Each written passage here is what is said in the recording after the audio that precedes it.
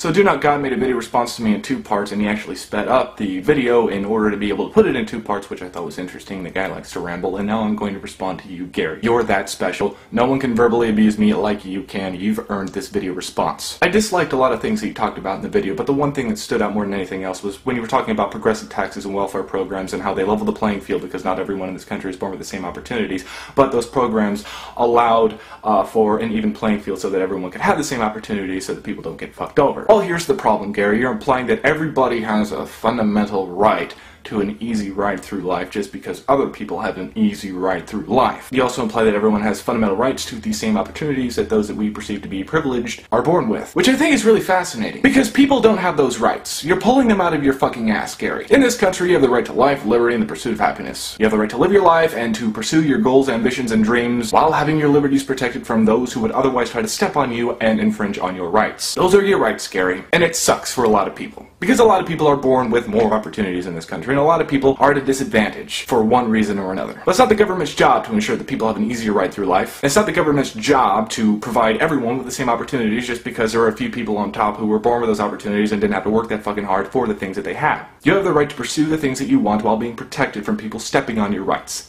That's it. Some people have to work harder for the things they have, and personally I'd rather be one of those people because it makes me appreciate the things that I have more. There's some people who skate by through life without any real effort and they don't really have to try that hard, and it sucks because it's totally not fucking fair. But life's not fucking fair in that aspect, and you can try to level the playing field all you fucking want, but ultimately it's not going to make a fucking difference. Some people live privileged lives and skate by through life and have their colleges paid for by mommy and daddy who are wealthy, and some people bust their asses for years just to have the opportunity to be half as successful as those who were handed everything. Yeah, it's totally not fucking fair, but that's life, Gary. It's not fucking fair. It's not the government's job to make that so. It's only the government's job to ensure that you are not having your rights infringed upon while you attempt to make something of yourself. That's life. It sucks. Get the fuck over it. You're perceiving Americans to have rights that they just don't fucking have, and you're not the only one, but I'm addressing you specifically because I like you, Gary. I really fucking do. Now I'm gonna come up with another scenario that will hopefully explain to you how fucking stupid you sound to me. Let's say, hypothetically, I tell you that I think everyone has a fundamental right to be able to come on YouTube and make videos. Problem is, not everybody has the same opportunities and the same skills, yada yada yada. Take me, for instance. Hypothetically, I don't like coming onto YouTube when people like you are going to bully and harass me. It makes me not want to make videos. Oh my god, wouldn't it be great if there was some kind of